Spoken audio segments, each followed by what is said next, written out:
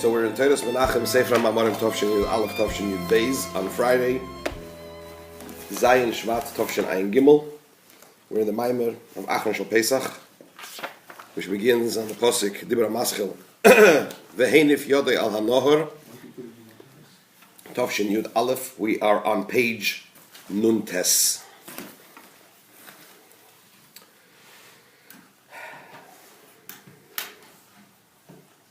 We're in the process of discussing the nose. Schnozzle. The nose and the connection between the nose and the soul. Because we find that through the nose, by smelling, it is possible to awaken the soul. Can we do teeth in the next moment? Maybe.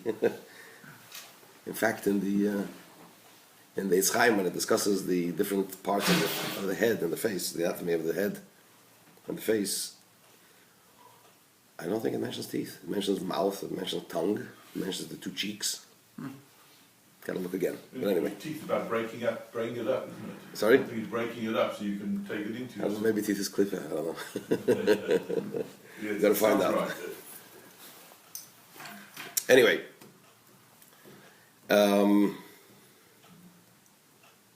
Right, so through the sense of smell, it is possible to awaken the soul. So the nose is connected to the deeper, the higher dimensions of the soul, as opposed to food, which is connected to the lower dimensions of the soul. Right? So the lower dimensions of the soul is the pnimi, the immanent light of the soul, which means the light of the soul that permeates the body and clothes itself within the body, generally speaking, nefesh, ruach, neshama. And then you have the higher levels of the soul, which is b'chinas makif, which surrounds the person. And that is generally when we talk about chaya and yechida. The Rebbe went on to say that's why there are two nostrils. There's the right nostril and the left nostril. The right nostril reaches the level of the soul, which is known as chayin, which is the lower level of the makif of the soul. And then you have chayin de chayin, the life of life, which is the higher dimension of the makif level of the soul, basically the essence of the soul, or yechidah shebenefesh, which is associated with the left nostril. Okay? What is the difference between the level of the soul, which is known as chayin, and the level of the soul, which is known as chayin de chayin, in terms of how they operate and connect with the body when you draw from there? Is there a difference? He says yes, there is a difference. There's a concept which is known as Eir Yoshor and Eir Chayzer. A direct light and a returning light. That's the literal translation. Which would mean, a direct light means that there's no blockage. It comes down in a direct way. Eir Chayzer means that you need an extra effort in order to get to that level of the soul. Or to get to that level of revelation. Or in another way of saying it is a revelation that you reach through challenges, through blockages. So when a person, I guess when a person is in a state of unconsciousness, when a person faints, there are levels. A lighter level of fainting, from that, in order to awaken the person from that type of fainting, you can draw from the chayin level. Right? But that's easier, because from there you draw in a way of Eir Yosher, a direct drawing down. Whereas if a person is in a very deep state of unconsciousness, you need to draw from the level of chayin de chayin, from the higher level. Okay? So this is basically the outline, as Baal Peh, so to speak. Now let's see how the Rebbe. Good morning, Eddie. Now let's see how the Rebbe articulates this in words. Let's start again. Let's start again just from the bottom of page Nun Ches. The last two lines, Veheinif, the beginning of the paragraph. Veheinif b'choitem atzma yesh beis madreges. In the nose itself, there are two levels. K'disa b'idra rabba, as it's brought down in the part of the Zohar known as idra rabba. I believe literally idra means a yeshiva, or like a semicircle kind of thing. So there was the big yeshiva, basically. It was the forum in which the larger number of the Rashbi's students sat and learned together. There's Idra Rabba and Idra Zuta, the big Idra and the small Idra. So in the section of the Zohar known as Idra Rabba, it explains Shebachaytim yesh shnei nekavim, that in the nose there are two nostrils, there are two holes or orifices. Is that the word? The two orifices in the nose. Nekev hayimani v'nekev hasmali, the right orifice and the left one. The right nostril and left nostril. Mechad nukve nekev hayimani, from one hole, which specifically we're talking about the right nostril, chayin. That is connected to the level of the soul, known as chayin, life. Umin-chad nukve, from the other nostril, nekev hasmali, the left one specifically, is the level of, connected to the level of chayin de chayin, the life of life, the higher level of the soul. To explain this and articulate this even further, in the right nostril is drawn down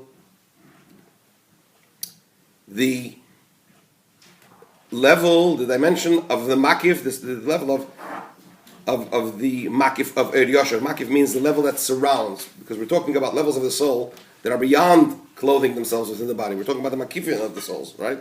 So in the right nostril, we draw down the level of makif that's related to the level of the surrounding dimension of the soul, which comes down in a way of Er Yosher, a direct light.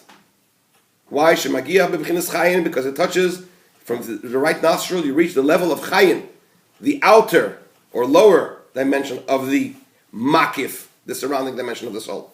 B'chinas chetzenis atik.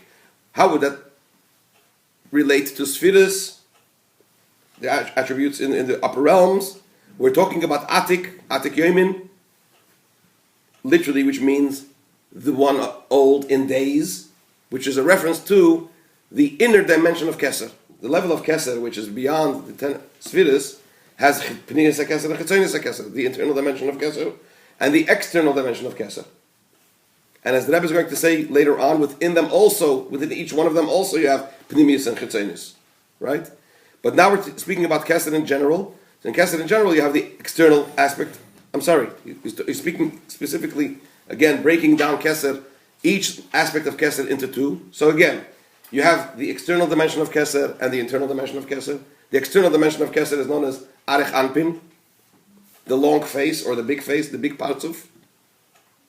And then you have Atik Yemin, which is the internal dimension of Keser. Each one of those in turn also has a Pnimius and a Chetzenius. So there's Pnimius Arech Anpin and Chetzenius Arech Anpin. And similarly, in the higher level of Keser, there's Pnimius HaKeser, the internal dimension of the Keser, and the Chetzenius HaKeser. So when we talk about Chayin, the lower level of the godly energy that hovers, we're talking about Chitzenius Atik, the external dimension of the inner aspect of Keser, of the inner level of Keser, the higher level of Keser. Ubenekev Asmali Nimshech Bechinas Makiv Deir Chayzer, in the left nostril, that draws down. Through there is drawn. Through there comes down, as it were, the aspect of Makif of Er Chayzer, the hovering light energy, which comes in a way of a light that returns. Shemagia b'bchinas chayin dechayin, that reaches the level of life, b'chinas pnimius atik, the inner dimension of atik. So in short, we are speaking about, when we speak about the nose, we're talking about the sense of smell reaching the highest levels of the soul, and in spheres we're talking about the highest level of, which is beyond the spheres, right? Sorry, just can you clarify this business about Or Choser? 1 second. Let me first identify what we're talking about. Yeah. We have, let's talk about it in spheres. We have the Essa spheres, the 10 spheres as we know them, the 10 attributes, starting from Chochmah to Malchus. We know that beyond the spheres, the spheres are all Pnimi. They are an internal light. They clothe themselves in the environment that they operate in. Then you have Keser, a level which surrounds and hovers around everything and does not find expression internally into the environment that it operates. In Keser, in the crown, you have two levels in Keser. You have Chitzonis HaKeser, which is known as Arech Anpin, and you have Pnimis HaKeser, the internal dimension of Keser, which is known as Atik Yomin. Short Atik. In Atik, you have two layers, two levels in Atik itself, in Pnimis HaKeser. You have the outer aspect of Atik, and you have the inner aspect of Atik. Okay? So when what we're talking about now, the nose and the sense of smell where it touches, we're talking about the nose being connected to the inner dimension of Keser, the inner dimension of Atik. I'm sorry, the inner dimension of Keser. Which inner dimension of Keser? Yes, the inner dimension of Keser. The inner dimension of Keser being Atik. So we're talking both connected to Atik. However, in Atik you have the two, as mentioned, the two aspects in the inner dimension of Atik. So you have the external aspect of Atik and the internal aspect of Atik. Chayin, the right nostril, is connected to the external aspect of Atik. And Chayin Dichayin, the left nostril, is connected to Pnimius Atik, the internal dimension of Atik. That's the anatomy. Okay? What does that mean in practical terms? First, let's see how the Rebbe spells it out in Avodas HaAdam, in a certain, well, as practical as we can get when we talk about such high levels, and then we'll understand the difference of Yoshua and Chezer, as you're asking. Is right Chayin? The right is Chayin, and the left is Chayin de Chayin. Don't, just to give you a little hint, the right is usually Chesed, associated with Chesed, which is a flow that comes down.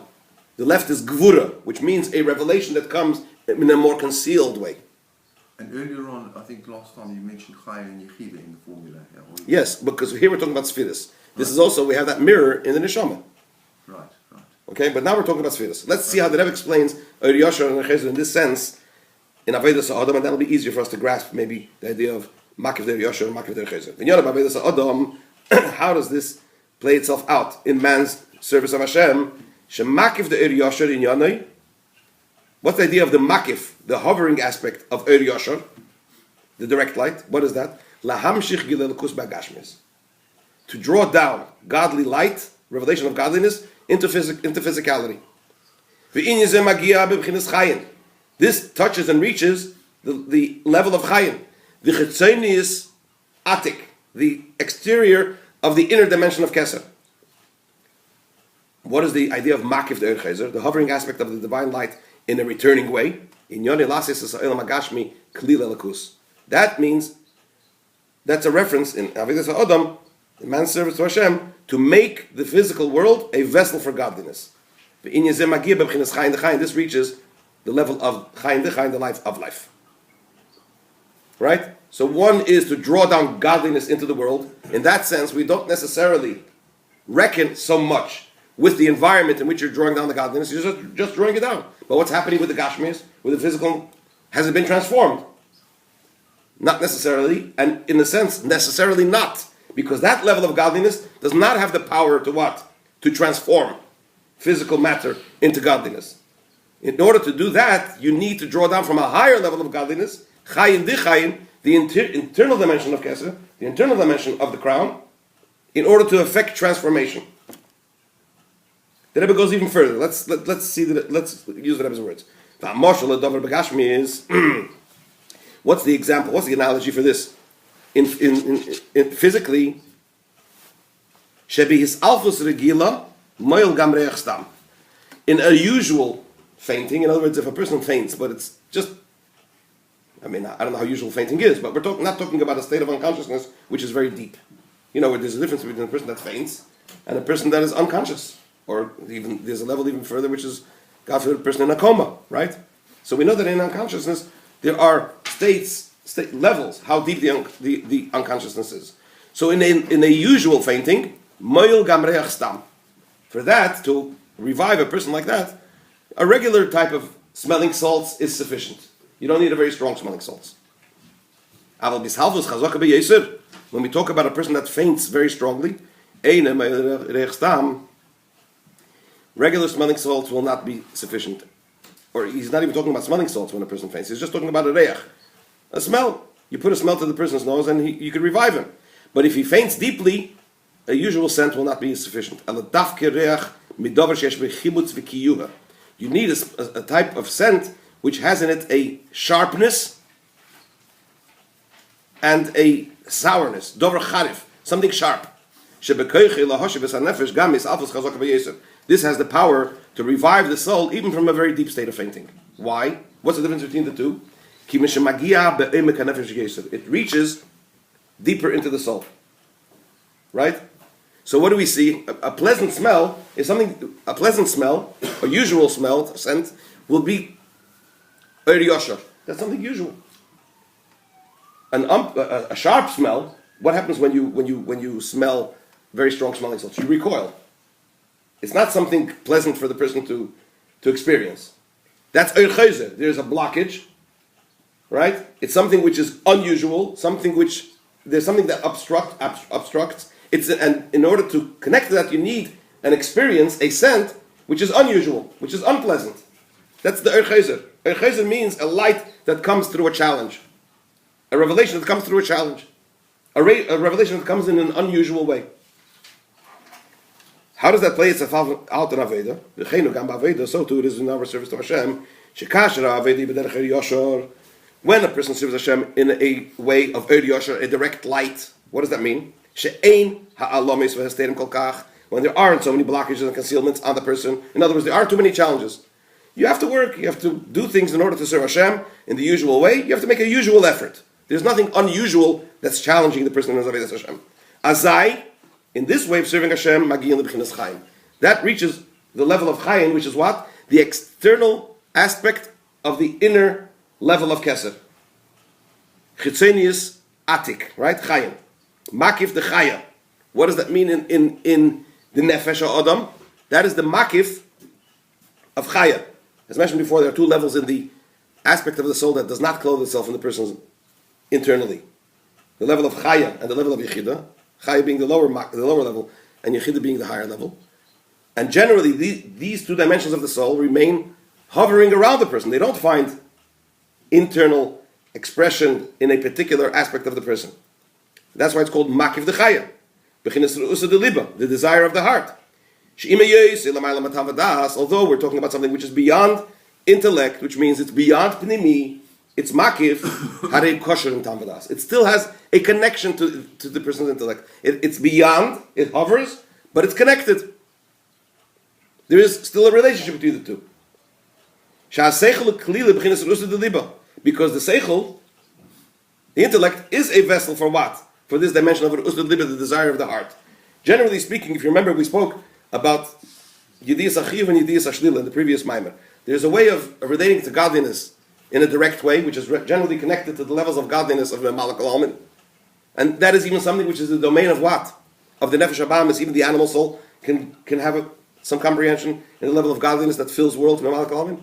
Then you have how we relate in our intellect to Sevach al-Almin. How does a person relate to Sevach al-Almin? The level of godliness that hovers and surrounds the world. It's Yediyas Ashlila, meaning to say over there we have only a grasp in the hafla of Elokus, how wonderful, how great and how wonderful godliness is.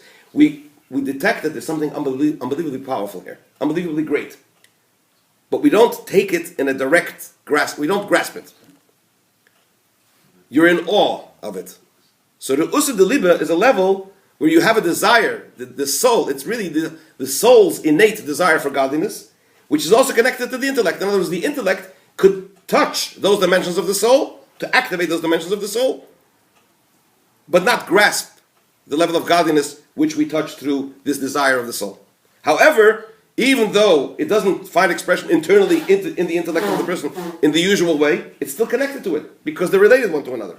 And the Seichel could awaken it.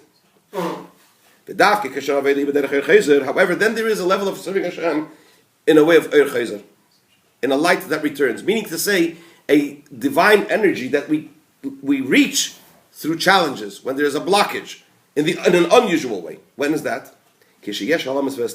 When a person has challenges. In other words, it's dark. It seems to be that you want to serve Hashem.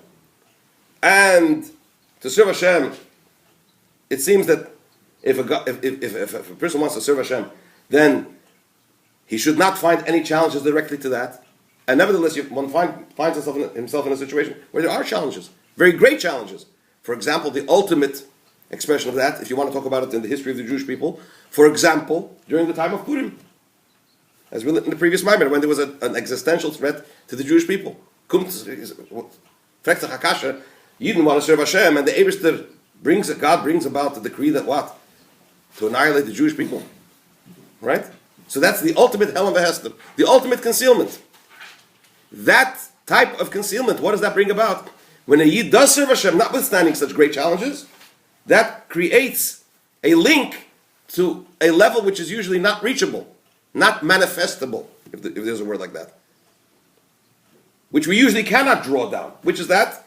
Chayin de Chayin, the very highest levels of the neshama itself, which is Yichid Sheben Nefesh, the very essence of the soul. In Sfiris, we're talking about Pnimius HaKeser, the very deepest dimensions of the Makif, which usually does not find expression. Well, why is it called? Azay Magim Bechinas Chayin de Chayin, Bechinas Pnimius Atik, we reach the deepest levels of Keser, which ultimately, just to give you a little hint, since we're talking about Mashiach here, this is the Avodas Hashem, generally speaking. When we're in Golus, what's Golus? Golus is Helen Vehester. The challenge of Golus, the challenge that Golus presents, exile presents to a Jew. And when a Jew serves Hashem, even in Golus, even with the Helen Vehester, as if that blockage is not there, and continues with complete and total dedication, what does that bring about, as we know? That is the precursor to Mashiach. Mashiach can come only in that way. So in other words, what is the revelation of Mashiach? The revelation of Mashiach is the very inner dimensions of the Makif, the very essence, which can only come about when there is a Helen Vehester, a blockage. And as mentioned before, I just want to keep this read, from Chayin, from the exterior aspect of Atik, we can only do what? Draw down godliness into the environment, but not necessarily affect transformation of the environment. You can bring it present. It would be similar, for example, to the Gila Erma Maila, godly revelation of above, which is present in the environment where it is, so long as it's there. But it doesn't transform the environment. It's like when the sun sets, it becomes dark. When we reach the levels of Pnimius HaKeser, Pnimius Atik, the very inner dimensions of the essence, right? When we reach the very essence, and we draw that down into the physical world, how? Through serving Hashem even within and through challenges, then we bring down a godly energy into the world which actually causes transformation. Because what are we saying? What we're saying is that the Helen Vehester, this concealment, is not only not hindering me from serving Hashem, it's assisting me in serving Hashem. So that transforms the Helen Vehester, the concealment, into something godly. Why? Because we touch the very essence of Hashem. And we draw that down into the world. And that's Mashiach. That's basically the thread. Why is it called Or Chozer? Because Or Chozer means return, the light returns, and here we want to reveal it down. It means a light which comes through a process of returning, which means it's not, in the Or Yoshua is a reference to a light that comes down in the usual way. There's nothing blocked. Or Chozer means there's a blockage, right. And notwithstanding that blockage, it overcomes that. It's like water that flows normally, and then you have an obstacle. What happens with that? It stops, and it overcomes the obstacle, and it flows with even stronger force. So it's a term which to describe what's the literal meaning? A light that returns, a returning light, a light that returns, a light that comes through the process of returning. So in other words, it flows, then there's a blockage, and then it overcomes. I see. Because there means it comes from, you have to go back. Correct, exactly. It means it went away and you bring it back. Yes. What says that went away? There's a blockage which causes a stoppage. Right. And then it continues. Or Chozer could be a light that continues to flow, that was stopped and continues to flow. But the idea is it's something that comes down through a challenge, through a blockage. And we are making it continue to flow, it's continuing on its own. We do that. That's when we serve Hashem to do Alam Stadium, that's what we accomplish. That's the whole purpose of serving Hashem of Golus. That's the whole purpose of Golus. The Or Chozer, it can descend without our avodah, or the only way it can descend is through our avodah. In the normal way, it's not possible to draw that down. And in fact, that's only Mashiach. Only Mashiach can do that. And that's why Geula is so great. And that's why you're getting hints of what the Rebbe is trying to explain. Mashiach is connected to the idea of the sense of smell, of scenting, touching the very highest and deepest dimensions.